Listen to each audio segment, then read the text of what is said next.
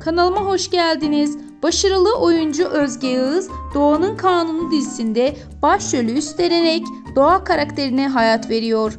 Güçlü oyunculuğu, doğal enerjisi ve etkileyici performansıyla izleyicilerin beğenisini kazanan Özge Yağız, Alperen Duymaz ile paylaştığı başrol sayesinde dizinin en çok konuşulan isimlerinden biri olmaya sürdürüyor. Her bölümünde karakterine kattığı duygu ve samimiyetle ekranlara damga vuran oyuncu kariyerindeki yükselişini başarıyla devam ettiriyor.